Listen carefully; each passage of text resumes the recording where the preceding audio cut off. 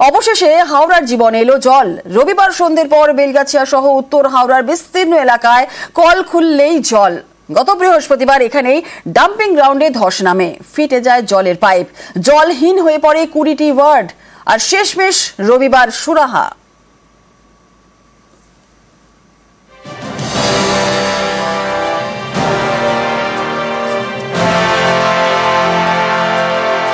হাওড়ার বেলগাছিয়া, অবশেষে এখানে কল খুললেই জল। হাওড়ার বেলগাছিয়ায় জলের রিজার্ভার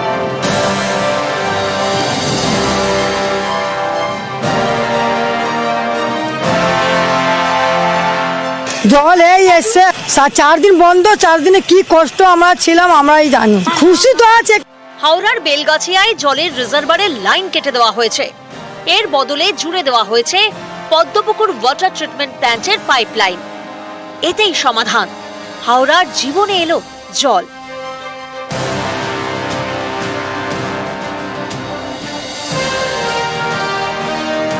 খুব ভালো, হ্যাঁ খুব ভালো হয়েছে, খুব ভালো হয়েছে, হ্যাঁ জল পেয়ে খুব আনন্দ। হাওড়ার বেলগাছিয়া, এখানে রয়েছে ডাম্পিং গ্রাউন্ড। গত বৃহস্পতিবার ভোরে এই ডাম্পিং গ্রাউন্ডে ধস নামে, ডাম্পিং গ্রাউন্ড লাগোয়া জলের পাইপ ফেটে যায়। ওই দিন সকাল থেকে হাওড়া শহরের একের পর এক ওয়ার্ড জলহীন হয়ে পড়ে। কলকাতা হুগলি থেকে জলের ট্যাঙ্ক পাঠানো হয় ওই সব এলাকায়। এরই মধ্যে শনিবার সকাল থেকে বেশ কিছু জায়গায় জল সরবরাহ শুরু হয়।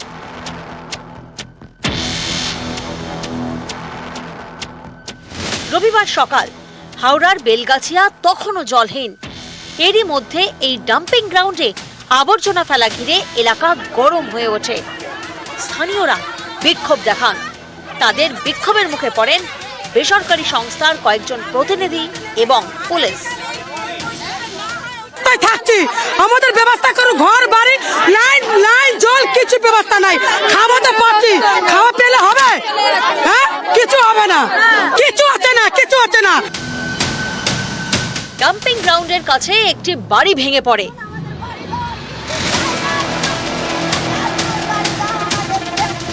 এই আবর্জনার যে স্তূপ, সেই আবর্জনার স্তূপ থেকে ঠিক 50 মিটার থেকে 100 মিটার দূরে এই ঘর হঠাৎই কিন্তু ভেঙে পড়ে। এবং পরিবারের যেটা অভিযোগ যে এখানে যে আবর্জনা ফেলা হচ্ছে তারই কিন্তু একটা এফেক্টে এই ধরনের দুর্ঘটনা, এবং একেবারে কার্যত ধূলিসাৎ হয়ে গেছে গোটা জায়গাটি। রোডের মধ্যে বসেছিলাম, চোখের সামনে হয়েছে, আমরা কিছু করতে পারলাম না।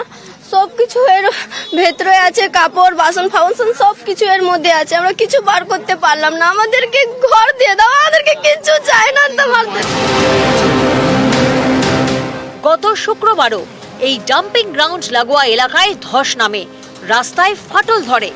একাধিক দোকানে ফাটল দেখা যায়, অনেকের ঘরেও ফাটল।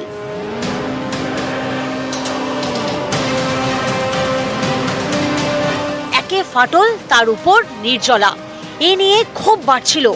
শেষমেশ রবিবার সন্ধেই স্বস্তি, হাওড়ার বেলগাছিয়ায় কল খুললেই জল।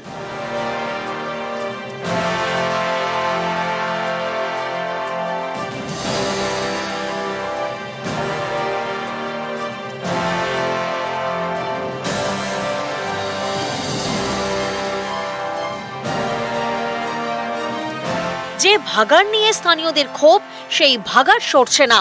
তবে এই ভাগাড়কে জঞ্জালের পাহাড় করা হবে না, কম আবর্জনা ফেলা হবে। বিশেষজ্ঞদের সঙ্গে বৈঠকের পর এই সিদ্ধান্ত নিয়েছে হাওড়া জেলা প্রশাসন। মাউন্টেন টাইপে একটা ডাম্পিং আছে, এটাই আমাদেরকে একটু হাইটটা কমিয়ে দিতে হবে। বায়োমেনিং এর কাজটা আরো স্পিডিলি করব। একটা সয়েলের ফেলিয়ার হতে পারে বিকজ অফ হিউজ ডাম্পিং। ক্যামেরায় পিন্টু ও রাজু ভূঁইয়ার সঙ্গে রৌনক দত্ত চৌধুরী, নিউজ 18 বাংলা।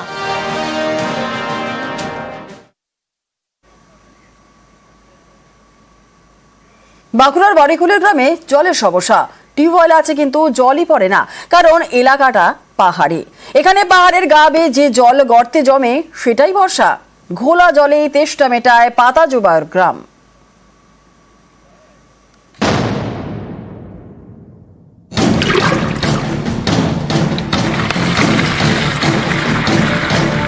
বাঁকুড়ার বাড়িকুলে পাতাজুবা গ্রাম, পাহাড়ি এলাকা। এখানে জল সমস্যা বরাবরের। পাহাড় ঘেঁষা মাটিতে গর্ত, পাহাড়ের গা বেয়ে যে জল চুঁইয়ে পড়ে সেটা জমা হয় এই গর্তে, একেবারে ঘোলা জল। এই জলই খেতে হয় পাতাজুবা গ্রামের বাসিন্দাদের।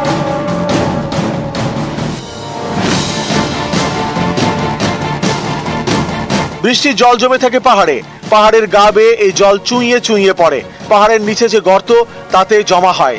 গর্তে জমা এই ঘোলা জলই খেতে হয়।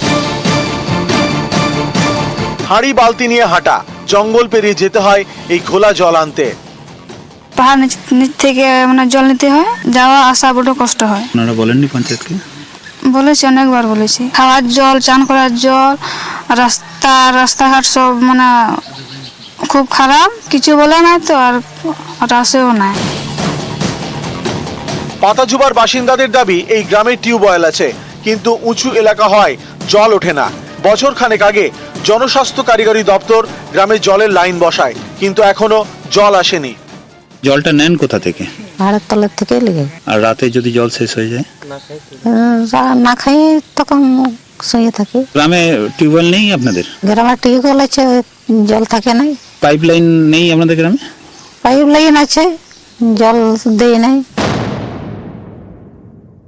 পিএইচির সাথে আমি কথা বলছি, কথা বলে সমস্যা সমাধান করার চেষ্টা করছি। আপনারা সকলেই জানেন খুব ঢিলেমিতে কাজ চলছে, আমি কথা বলে সলভ করার চেষ্টা করছি। বাঁকুড়া থেকে প্রিয়ব্রত গোস্বামী, নিউজ 18 বাংলা। নকশালবাড়িতে হাতি করিডোর, হাতি যাতায়াতে এই রাস্তাতেই আবর্জনার স্তূপ, ভ্যাটের আবর্জনা উপচে রাস্তায়। অনেকের আশঙ্কা, এর জেরে জোড়া বিপদের আশঙ্কা। একদিকে গন্ধে গন্ধে যেমন এলাকায় হাতির আনাগোনা বাড়তে পারে, ঠিক তেমনই প্লাস্টিক খেয়ে ফেলতে পারে হাতি।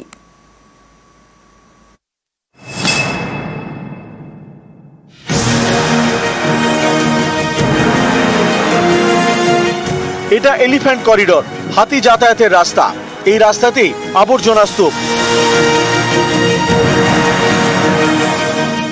শিলিগুড়ির নকশালবাড়ি ব্লকে মনিরাম গ্রাম পঞ্চায়েত, এখানে নকশালবাড়ি তিরহান রাজ্য সড়ক। এই পথে আশাপুর চা বাগানের কাছে রয়েছে হাতি করিডোর। রাজ্য সড়ক পারাপার করে হাতি। বছর দুয়েক আগে এখানে একটি ভ্যাট তৈরি করে শিলিগুড়ি মহকুমা পরিষদ। শুধুমাত্র প্লাস্টিক ফেলার ব্যবস্থা করা হয়। সেই ভ্যাট থেকেই আবর্জনা উপচে পড়ছে রাস্তায়। এতে দুরকম বিপদের আশঙ্কা।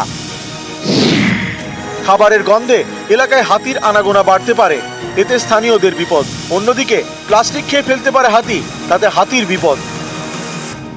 এটা বানানোর পরে না তো ওইখান থেকে কোনো ব্যবস্থা আছে, কোনো কিছুই নাই, কিন্তু এখানে কারো চোখ পড়তেছে না। হাতি তো এই যে এখান থেকেই তো পার হয়ে সে যদি এইসব খায়, আমরা তো চাই এটা তাড়াতাড়ি এটা আবর্জনাগুলো এটা সাফ করা হোক, বিপজ্জনক এটা। হাতি যখন ওই করিডোর দিয়ে যাওয়া আসা করবে, ওখানে বাধাপ্রাপ্ত হওয়ার পরে হাতিগুলো ঘনবসতি আছে ওই সাইডে ওরা চলে যাবে, ফলে মানুষ আর হাতির সংঘাতটা বাড়বে। পরিবেশ তো দূষিত হচ্ছেই, যেভাবে দুর্গন্ধ ছড়াচ্ছে, জনবসতি নেই যেখানে, ওই সব এরিয়ায় ড্যাম্পিং করা হোক। প্লাস্টিক ওয়েজের জন্য বানানো হয়েছিল। মানুষ সেই জায়গায় সব ধরনের ময়লা ফেলে সেটাকে ড্যাম্পিং গ্রাউন্ডে পরিণত করেছে। আমরা খুব দ্রুত এটা সমাধান করার চেষ্টা করছি। हम लोग कुछ न कुछ ऐसे इनिशिएटिव भी ले रहे हैं ताकि ये जो भी वेस्ट है, डिस्पोजल है, ये एलिफेंट कॉरिडोर से बिल्कुल दूर हो और सेफ मैनर में हो, क्योंकि ये एलिफेंट कॉरिडोर के पास रहेगा तो एलिफेंट इससे अट्रैक्ट होकर के उस एरिया में जा सकता है जो इसका नॉर्मल रास्ता नहीं है।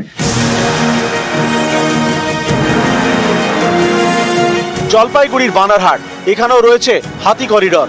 মাস কয়েক আগে এই পথেও ছিল আবর্জনা স্তূপ। পরে সে আবর্জনা সরানোর কাজ শুরু করে স্থানীয় প্রশাসন।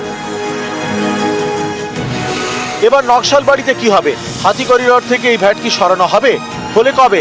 উত্তরের অপেক্ষায় স্থানীয়রা। নকশালবাড়ি থেকে বিশ্বজিৎ মিশ্র, নিউজ 18 বাংলা।